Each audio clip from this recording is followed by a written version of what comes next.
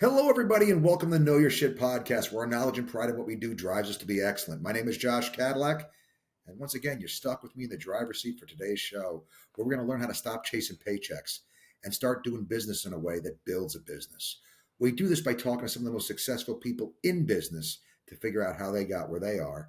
We have a great show for you today because we have a great guest, Mr. Nicolai Nielsen. Nicolai, thank you so much for being with us. Great to have. Hey, great to be here. Thanks, Josh. No problem. So, Nicolai, can you tell everybody what it is you do? Well, I'm the founder of Potential Academy, which is an online personal development platform. It's always been a dream of mine to bring personal development tools and concepts and programs to a larger audience.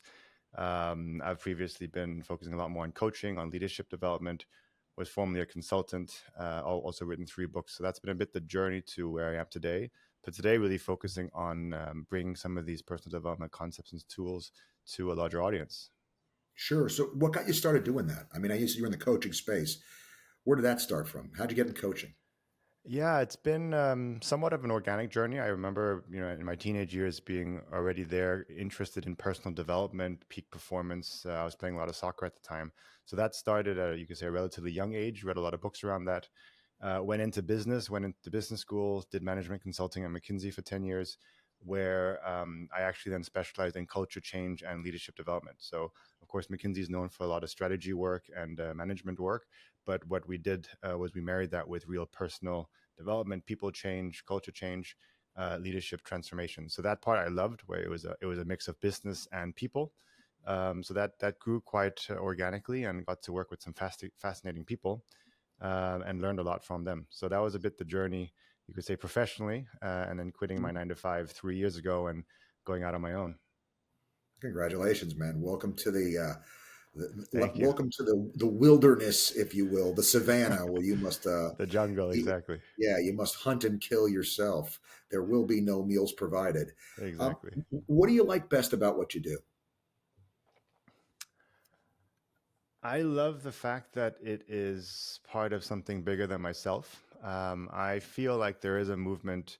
We talk a lot about consciousness around making the world a better place. At least there's something I talk a lot about. And for me, education is a key component of that. I think we'll always need to be educated as human beings, as individuals, as a society. So for Sure. me, what really drives me, what makes me excited, is that I think it's part of a bigger picture of how can we as humanity evolve, and how can we continue to make our world more peaceful and a better place.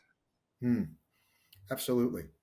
No, and I mean, and what that looks like. There's so many theories on that, and I think that the idea of individuals pursuing what they're best at and doing that to the best ability that they can, we're all better off for that. It's when people start to get away from that model and metric, where I think we Yeah. get into trouble.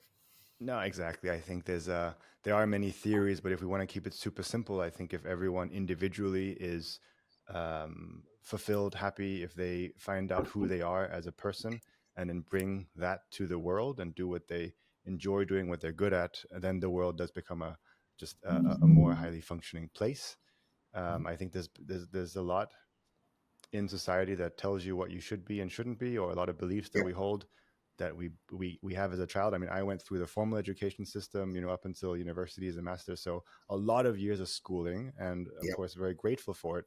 But there was also just some very, very conventional concepts and mindsets that I learned. The whole idea of a fixed career ladder, specialize in finance, and you'll get a good job. That was just very much indoctrinated. yeah. No, I mean, there's indoctrination is, I think, a very good word to describe a lot of what the education system kind of does to us. They tell us a way that things work, Yeah. and that's not necessarily so. I mean, obviously we need a lot of folks to work in manufacturing to make stuff. So for them, that fixed path is, Yeah, I mean, I think a they, lot of people like the fixed path. There's nothing wrong of with it. course, Many a lot people, of people, yeah, like yeah, you and I have a greater penchant for Pepto Bismol and Tums because, like, we're okay with the agita of, like, will there be money tonight the to eat? ambiguity. Yeah, Exactly. like we don't know. Like we have to go out. Like where's business coming from next month? Yeah, Um, and we've creating made it. peace with that. We have something's, I don't know if it's fixed or broken in us, that we're like okay with that. Where there's other people, like if I could just get my paycheck Yeah, and not a have to blessing, worry I about it. guess. That's a life. And I love that the world allows for that, No, right? I think it's There's a beautiful. space for everyone. It's critical, right? Absolutely. I mean, in my work with high achievers and people across the globe, I mean, not everyone is as driven professionally as, for example, myself and perhaps you are as well. Where for many people, it's a job is a job, and it's important to provide value and get a paycheck. But then there's so many other things in their life, whether it's creative endeavors or the family or community, which for them brings purpose. And that's also Absolutely. wonderful. So there's no better or worse if you prioritize certain things above others. It's more about finding what's right for you. Yep. No, I mean, I always appreciate the view of letting the folks that have the the who are going to use the product, let them decide what the thing should be. So, like, whenever there's intervention, whenever there's like incentives applied from outside sources to take and make one product or one group do better, it irritates me because let the people who have to live with the product, whether it's employees or goods or whatever, let them decide. And so, like, I remember, and I'll pick a hot button controversial topic Okay. here. When there's player strikes in sports, I'm always of the opinion, let the two groups work it out. I mean, look, they do something that the rest of society values enough that they pay for the tickets, they buy the goods. Like, somebody said to me, well, we should pay our teachers like we pay our NFL quarterbacks. I'm like, well, there's 32 guys that can do what they do. Yeah. How many people are there that can teach sixth grade English? It's just society doesn't value it as much. Yeah. People have unique abilities. It's why CEOs earn as much as they do. It's not that other Yeah. people, they take on risk and aggravation that other people are unwilling to do. Yeah, There's I only have a this handful. conversation a lot also around the future of work, where there's a lot of fear around it. A lot of people Mhm. talk about losing their jobs and so forth, and some people perceive it to be unfair, like why do I need to change and so forth. But at the end of the day, the society is capitalist in major most parts of the world, and that Sure. means there is a supply and demand. So if you have skills that are rare or valuable or difficult to replicate, of course you're going to be compensated. You've probably spent time to build up those skills. It's taken you many years. Yep. Um, and the same with AI. If you have certain skills which are very repetitive or perhaps very easily automated, well, then unfortunately they will probably be in less demand in the future. And I like to see it as an opportunity. Why don't we look at all this technology as a way to say, I can revamp my life in 5 years versus I'm going to be totally lost and lose my job? Yeah. Let me take my ball and go home. Yeah. I think there's a line that I use, and I use it more with my real estate agents because obviously they're individuals. Each one is their own business, right? Yeah. While they work under a broker that didn't work for them, so they're basically solo entrepreneurs, right? Yeah. And so tell them, as a solo entrepreneur, this is true about everybody's individual life because you are the CEO of your own life, right? Yeah. Um, the idea of not complaining, because I mean, the second you complain, you turn yourself into a victim of whatever the situation is. And, like, mommy, I don't like where we are. We should go somewhere else. You're in the passenger seat rather than in the driver's seat of your own life. Yeah. That idea of asking yourself always CEO question number one, which takes responsibility. What the hell are we going to do about it? Like, Yeah. all right, this is where it's going. I could take and ride the car off the cliff, or maybe we could turn the wheel. I mean, it's a crazy idea, but I Yeah. mean, I think the addiction to complaining, and I notice this more in people that have less, they tend to complain more, Yeah. but I mean, do there less is that about accountability piece where, I like to say no one's going to come save you. And again, it comes back to let's see things as an opportunity. It's back to it. Yeah, mindset. And at the end of the day, as harsh as it might sound, it's a choice. I talk a lot about that. In every day, we're making hundreds of micro choices, which is either pushing you in a direction that's more aligned to where you want to go, or pushing you in the other direction. And we need to take accountability that we are making a choice whether to do certain things or not, and we have to take responsibility for that. That can be absolutely. uncomfortable. That can be very uncomfortable for people. Totally. I when I was writing an ethics class with my brother, we were talking about virtue ethics and all this idea. And virtue ethics always assumes that every decision you make is making you a little bit more like or less like something, right? Mm, So every decision you make, you are becoming. So if you have this idea that we're constantly becoming something, yeah. and every decision we make is making us more or less like what we want to become, Yeah, If then we actively take that into account, now we can sit here and say, is this getting me closer or further away from who I'm trying to be? yeah, Because otherwise, it's chaos that decides what the hell you are a year from now.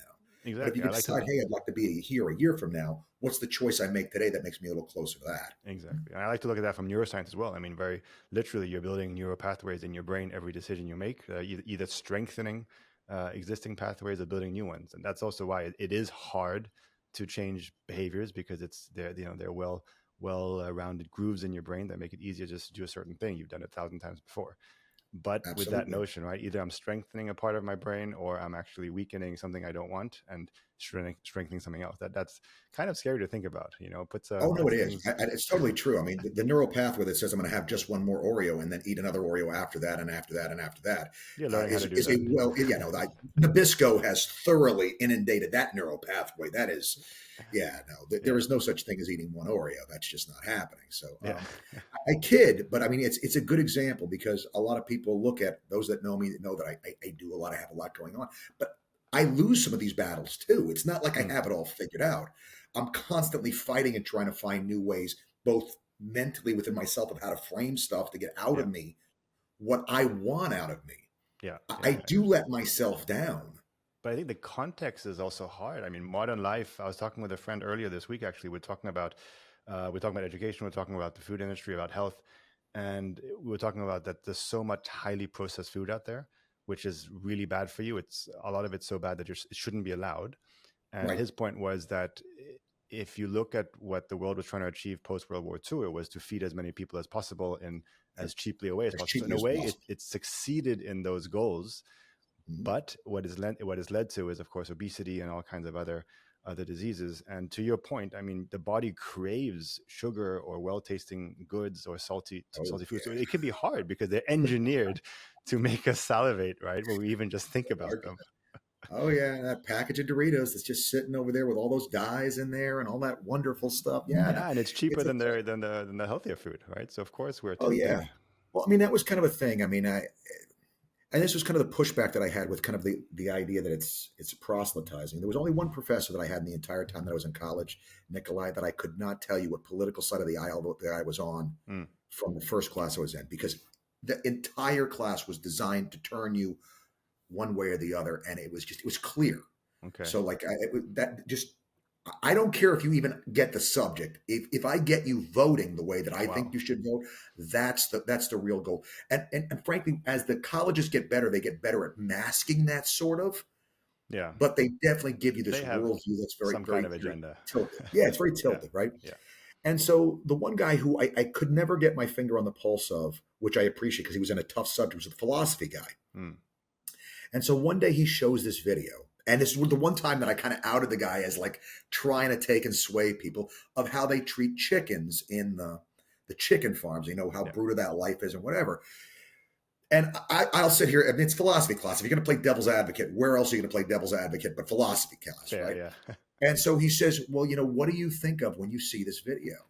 And everybody's like, oh my God, I'll never eat chicken again, farm raised, whatever. I said, you know what? If I'm starving somewhere in this world, I am very glad that they are doing whatever they can to make it as inexpensive as possible for me to eat chicken for the first time in my life. Yeah. Because it's only a first world view where we have such abundance, where we sit there and look at something like that and we're like, And we have oh my God, choice. We we're have choice. chickens, Yeah. right? We have we'll go get far. It's only three times as much, but Yeah. we'll get, if you're starving, you don't have that choice. And it's, to me, it's kind of being very blind to the idea that these things came around. It wasn't just as you said, kind of, we were trying to feed everybody post war. Yeah. I mean, half the world was obliterated, Yeah. right? Yeah. It, And now we have to come along and allow these infrastructures to come back on. Now, some of the choices that were made, kind of like even the financial choices made in the US through COVID to take and print a bunch of money. We knew we were creating an economic crisis, but we didn't want to have an economic crisis simultaneously with a medical crisis. So we printed a bunch of money and then we dealt with the inflation later on. We kicked the can on the money side and we dealt with the inflation later on. Same kind of thing. They made these choices.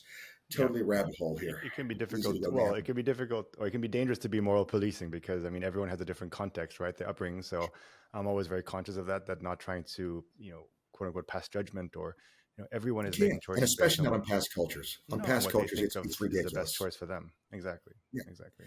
No, and I mean, we don't have the empathy of what the cost of change might have been.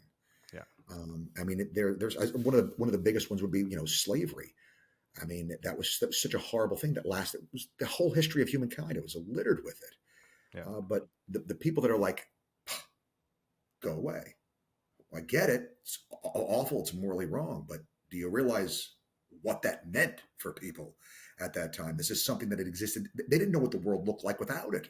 No, And it's so, a mindset, but that's also what gives me hope that when I talk about the world evolving in a certain direction, I do think history is unidirectional. I mean, there's always bumps along the road, but we are becoming in general more tolerant. For example, things like slavery are being, of course, outlawed, so of course, or have been outlawed. So that at least gives me hope that even things which are we see terrible today, my hope sure. is that 100 years from now, 200 years from now, 300 years from now, that the world will be quote unquote better because we'll be just more aware of what we do as human beings. Yeah, no, I would say we're definitely making progress, and making everybody more greater access, greater equality. I mean, women are treated much better. They have greater equality in most of the developed world, and things are hopefully starting to get a little better in the less developed parts of the world. Although the brutality that's there is still, oh my God! And I mean, it's so much of the world's population that lives that way. It's just so brutal to It see. But is. I feel like that's getting us a little bit off topic, and Well, a so little bit away. Let's go back on topic. But I mean, last thought is, you asked me why I do what I do, and at the end of the day, personal development, self mastery, personal awareness. For me, all of it comes back to exactly this: that when you know better, you do better, yeah, both as an individual with your own life, but then also for society. So the meta level of what I do is really around helping people raise their own awareness, be fulfilled, but then through that also have some of these universal values that hopefully yeah. come through. Become a better world citizen. No, a Exactly. better citizen of their country, better citizen of the world. It's a thing. Exactly. So where do you think all the success came from for you, Nicolai? Ooh, um, upbringing, of course, makes a difference. I do believe there's a nature and nurture. Certain things that, and science also shows it's roughly 50-50. So some things I was born with a certain strength, and of course other areas that were less of a strength for me. I was always very hardworking. I was brought up in a family that instilled the importance of learning, education, and hard work, but at the same time also uh, made me always believe I could do whatever I wanted, which was Mm, quite a blessing. I only really realized that as I got a bit older. So when I was young, as a teenager, I wanted to be a soccer player, and it was never a no. It was more like, if you want to do that, then go for it 110%. Take it seriously and actually figure out what it takes to get there. And when I shifted away from that at age 18, then it was again, okay, that's not what you want to do. Let's talk about what you want to do. We're here for you. But whatever it is you set your mind to, then give it a shot and take it seriously. Don't expect things just to come for you. So that was always instilled in me, and I think that was something that's definitely carried me a long way. gotcha. And the question I have now is kind of similar, but I would say that that mindset that you're giving your parents is part of the equation, sure. But what do you think in your mind, in your makeup, like kind of how the equipment came from the factory? What's the Mm. the piece that makes you good at what you do? I'm very reflective, which Introspective. means introspective. Yeah, Again, blessing and a curse, but it means that I try to be very aware about what I'm doing and what I'm not doing. Am I making the right choices? But also, what am I doing that's working and what am I doing that's not working? So I think a lot of part in life in general, but also entrepreneurship, is just iterating, right? Like constantly tweaking along the way. You can put it as simply as make a goal, try something out. If it doesn't work, then try something different, right? And just keep iterating on that. So I think for me, there has been a bit of a persistence in constantly trying to want to do better and do more, and sure. then adjusting along the way. I've The never athletes, been comfortable with just like having things as they were sure. and leaving it at that. Well, I mean, as the athlete's mindset, you've seen that through the grueling, pain and pressure you apply. That what comes out from that fire is a more refined version of you, and we get addicted a little bit to Self that. improvement, There's yeah, yeah, because like we know it's possible. You've seen yeah, the net result, and you like the result better. You respect the person more on the other side of the fire, and there's that self reward, and I think that's maybe one of the parts, the sick pieces that we have maybe is, for us, the reward is worth the pain. yeah. Like Yeah. the pain to reward ratio, we like it so much on the other end that we're willing to endure the pain along the way through. And I think maybe in some other people's minds that equation isn't as clear. Maybe Mm-hmm. I hope a lot of times that it's just that they haven't experienced it enough, fully enough, that they haven't gotten. I mean, if you're going to get addicted to something, guys, not the Oreos. Get addicted to self improvement. That's a way better way to go. The Oreos, not Save a them thing. for another day. Yeah, Yeah, I mean, yeah. we can't control the outcomes, but we can control the inputs. I think that's also what gets us a bit like constantly focusing then on the inputs, which can be. I mean, you have to enjoy that part as well, because it's growth is not comfortable. Growth is Got to it embrace the probably suck. should be uncomfortable. Let's put it that way. If you're in your comfort zone, Something's you wrong. you're not stretching yourself. So sometimes it really sucks. Like doing your Yeah, first sale in a new business, it's yeah. No, I scary. mean, you realize, I mean, it so sucks what you just said, but it's so true. Yeah, Like, hey, if you're comfortable, something's wrong. yeah, And I think there's a balancing act for that too. That people that are successful, one of the running themes is learning to balance. Like they can become addicted to the growth, and so mm, they become addicted to the pain almost, and they don't know how to take and give themselves time, yeah, permission to be comfortable for a little while, yeah, yeah, yeah, to yeah. kind of send the troops to the back in order for them to rest so they can go back to war and Yeah. fight No, we effectively. have They so burn many themselves. facets of ourselves, right? I mean, we all have the Oreo moments. For me, it's not Oreos; it's the gelato in Italy. So I have that, right? Oh, good That's God. definitely a Yeah. weakness. Walking past an ice cream parlor in the summer, And but I they're think everywhere. There and is a they're gelato. homemade. I mean, they're Um, so good. They're made in the parlor, and you go and you ask what's the flavor that's homemade, and then you get the best of the best. yeah, Nana's in the back making it with the churn. It's Like crazy. literally third generation. So we all Love have it. that. I think seeing ourselves as humans and not machines is also. I've had to learn that, to be honest. Being very driven, especially in the, let's say, early 20s, um, which also almost was robotic. Not letting myself feel a lot of things that I was feeling. Yeah. It could be cravings, but it could also just be things like tiredness. Right. I mean, we have to realize we are humans and we are complex and we have lots of different needs and insecurities, and we have to be able to integrate that. Otherwise, Yeah. it doesn't. It's not sustainable. Yeah, and one of the big things that I see as running themes with the folks that have been on here is the fear that if they let up, Mm, they're going to miss out. mm, I mean, all the insecurities that kind of come with that. Like, am I worthy? Well, if I let up at all, I'm not worthy, right? yeah, And keeping all of that in place, especially when you're a high performing athlete, every meal since the time you're 8 years old is around getting this place of, oh my God, if I have a cheeseburger, I'm done. yeah. Like it, It's that regimented. Yeah. very much can be. So let me ask you this, because it's very much in keeping with this idea. And as an introspective guy, I totally think you got this one mastered. Mm. How do you manage yourself? How do you deal with unmet expectations, disappointment? It looks like you're going to get the big account. It looks like you're going to get the big thing, and they go with somebody else. Mm. How do you keep yourself going? I think I talk a lot about perspective, about metacognition, about really elevating yourself above what's happening and seeing really things from a higher point of view. I think a lot of this also comes with age. It's you could call it wisdom, but you see the world as it is and not as you would like it to be, Sure, which is also Buddhist teaching, right? It's instead of really hoping that something happens and being annoyed when it doesn't, or really hoping something doesn't happen and trying to avert it. Whether you have this craving or aversion or don't, it's the world is as it is. So I think being able to see reality really for what it is, for example, the account, okay, it didn't happen. I can beat myself up over it. Rationally, that doesn't actually help at all, but also emotionally, it makes me super, super drained. So I think sure, looking at it objectively, if you feel upset, that's totally fine. Process the feelings. You might feel angry, you might feel frustrated, but then don't dwell on it. yeah, Feelings, emotions are natural, but dwelling on them actually makes the situation worse than it needs to be. And that's back to the choice. You can't help, but you can't avoid feeling, let's say, really angry in the moment, but choosing to stay angry is actually a choice. absolutely. Recognizing where you are as quickly as you can and deciding if that's where you're supposed to be or you should be someplace else. It should be, Yeah. we shouldn't be passengers in our own life. Yeah. Yeah. Yeah. Exactly. And I mean, mindfulness, for example, meditation, it's part of this being, very centered on the present moment. 10 minutes in the morning, yes, that can be helpful. But for me, it's much more around the 16 remaining hours of the day when you're awake. So I try to be really just mindful 24/7. Of course, that's not possible, but Of uh, course. that for me is back to the awareness. It's the choice. It's the personal power that I can then in the moment be fully present, even in an upset like losing a big account, and then from there choose a response which I'd like to choose. Yeah, no, I mean, I think that taking that step back, that 10,000 foot view for a second and sitting here and saying, all right, let me see what I did wrong.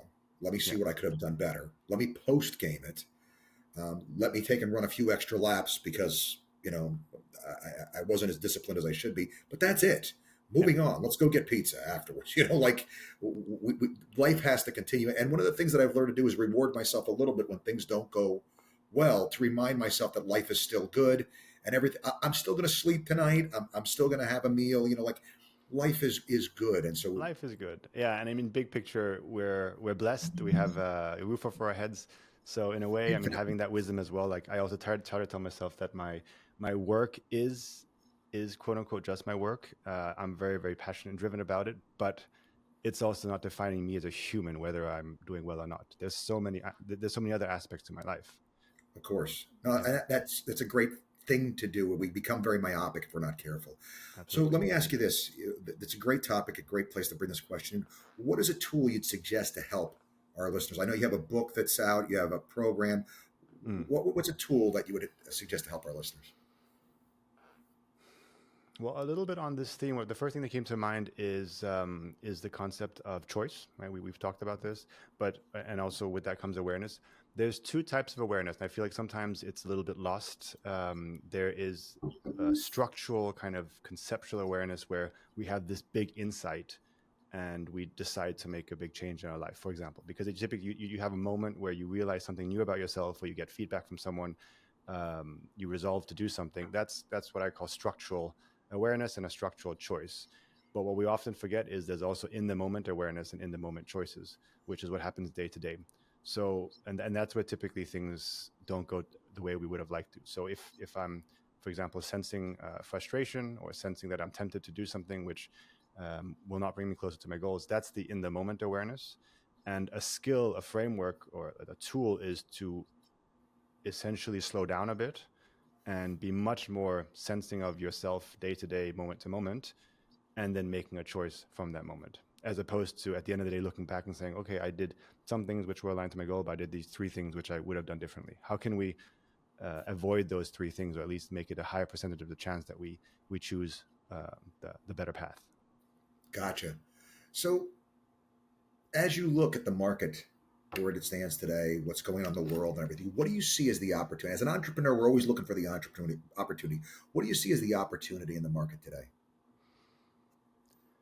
I mean, big picture, there's definitely a shift happening with the future of work. It's becoming much more fast and fluid, and democratized access to education and starting a business. We've known that for many years, but the shift just keeps on happening. So for me, the opportunity is to look at your life and look at the next 3 to 5 years and say what would be my dream life 3 to 5 years from now, and then actually believing you can do it. I don't believe in the overnight, quit my job and then change everything. But over 3 to 5 years, I think radically different things are possible, and I think most people don't actually dare dream big enough. Yeah, no, I mean, if you take and steer the ship 1% off the course, 1 degree off course, and carry that out 100,000 miles, that ship is in vastly different locations. Yeah, and So, if no, you I work would agree with that. backwards, what do I need to do? Given my let's say 5 year objective, what do I need to do in the next 6 months and the 6 months after that? Having that type of clarity, and it doesn't mean you're going to know exactly where you want to be, but Sure. you want to have the dimensions, you want to have the direction. So directionally, this is what I'd like my life to look like. Now I'm going to Moving move towards towards that. something. Exactly. Moving towards something, yeah. Yeah. So becoming. So like maybe I Becoming. don't know what the end product is going to be, but I know it's more like this. So what's the thing right now? Binary choice. I could go this way or this way. What's the thing that steers me a little bit more toward what I think is where I'm supposed to be? And that Yeah. I think as you do that, more clarity tends to come in as to what that's going to be. I mean, like Absolutely. I've told everybody, like the things I said I would never do. I'd never write anything. When I was done with high school, I was like, I'm never writing another freaking paper for the rest of my life. And if there's one thing I will never do, it is be a public speaker. I have my fourth book coming out. Oh man, I've written 48 textbooks at this point, in addition to that. And last year I spoke 240 days. And that's God is there insane. someplace laughing his butt off at me like he thought he He knew. thought he knew He exactly. He thought thought he he knew knew. He had beforehand. no clue. Yeah, yeah. Yeah, I All think right. So I'm going to ask you this, a little bit more of a lightning round, Nikolai, just kind of your first take on this. What's rolling around on the top of the head there? What would you okay. say is the most important thing you've learned in the process of doing all the different things that you've done in this journey? Um, Everything takes double as long as you thought it would. Yeah, including the kitchen renovation in your house. Everything Absolutely, takes and it twice costs as twice long as much. and costs twice as much. There you go. Oh man. All right. What are you most proud of in business that you've accomplished? My second book, Return on Ambition, which was a very personal self-exploration around ambition. Return of what? Return on ambition. How can you manage your ambition Return better? on ambition. Yeah, ROA, as opposed exactly. to Return on assets, ROI. return on ambition. Love it. All right. It's a very cool, clever title. Similar question, but a little bit more personal. What are you most proud of in life that you've accomplished? Definitely family. Love my wife. We have no kids yet, but two dogs, and just the equilibrium and balance and gratitude we have living where we live, I think is that's everything else is just a bonus. Yeah, love it, man. I mean, I can't tell you, there's some of the folks that I have on here, their life is their business. And it Mm. always hurts me a little bit on the inside when I hear that I don't say anything about it when I'm doing the show, but it always hurts a little bit that it's not going to, the business can't hug you back. Mm. It's Yeah. a thing. What one piece of advice would you give our listeners? Experiment, try things out, and get uncomfortable. Yeah, no, all right, good stuff. Yeah. All right, this one's going to suck. I'm just telling you, let me get you warmed up. This is like wind sprints kind of suck. What one book would you recommend that's not any of your books? We got to take and put that in there. What's the one Never. book? That's a difficult one. No, I mean, okay. I read a lot. You can see some of the books behind me. Uh, a big book for me that was also recommended is Power versus Force by David Hawkins. That talks about stages of consciousness. So that one, he even writes quite, non humbly or not very humbly, by reading this book, from beginning to end, you will raise your own consciousness. So, a bold claim, but it goes very much into depth. I enjoyed that one a lot. Actually, I learned a All lot. I right, grew from it. Probably a book I can read many times in my life. good stuff. Favorite movie of all time? Favorite movie? I don't watch a lot of movies, a lot of rom-coms, to be honest. Keep the wife happy, I guess. Yeah, well, also myself. I would say, if I can say a series, I really enjoyed The West Wing. Not Okay. a new one, but very intelligent, well made. So the West Wing series, I personally enjoyed a lot. All right. Famous person in history you'd want to meet if you could. Uh, Buddha. Okay. Yeah. Person from your past you'd want to sit down with and have lunch with today if you could. My maternal grandfather, who I never met. All right. One piece of advice you'd go back and give a younger Nicolai if you could. Definitely enjoy the journey. It's a bit cliche, but the journey's the whole point of life is the journey. Yeah, yeah. All right. Who would you want to be stuck in a foxhole with taking fire if you had Taking to be? fire. Yeah, getting shot at. Who would you choose to have in a foxhole with you? Who's the person you say, Oh I man. want this person? The Yeah. first person that came to mind is the former captain of the soccer club Manchester United, Roy Keane. He was brutal, and I think he doesn't take shit from That's who anyone. you So want. That's yeah, who you I want. would have him. All right. What do you do to unwind, Nicolai? The best thing is play with my dogs, Is that not amazing? like Like, it is amazing how good two that is for the doggies. soul. No, it's their energy, vibration, whatever you want to call it. It's just like it touches me. Yeah, I'm I happy hear when you. I'm with them. My God, I have an English bulldog, and his lack of energy is what. it's I humorous mean, in what's its own crazy is right. he sleeps through everything, but if I sit on the floor, his little legs churn as fast as they can to come over there Oh, and just I like love it. bump into me, and Yeah. I love it that I'm like, yeah, man, that energy of them is just Soft spot incredible. for Instagram dog videos. Have to admit Oh my that. gosh, yeah. And my feed used to only be English bulldog stuff, and I then I love had it. a marketing guy go in there and he screwed it up. I'm so Screwed up your annoyed. algorithm. Yeah, like I post only like real estate stuff, but I only look at English Bulldog You stuff, need and a second profile, by the way, which is your dog that's lover profile. genius. Josh Cadillac dogs. Yeah. Exactly. All right. What's next for you, Nick? Like you're an entrepreneur, which means we got something else churning on the back burner. What's the next thing? For now, scaling Potential Academy, bringing more online personal development courses to more people. That'll keep me busy the next many years. Beyond that, I have a big dream about an institute for a better world. Probably not the right name, but something which can help at a global governance scale bring more peace and understanding. I think we're closer than many of us believe we are. Okay. Where can people find you? NicolaiNielsen.com. I'm sure we'll leave it in the show notes, or potentialacademy.org. Those would be the two websites.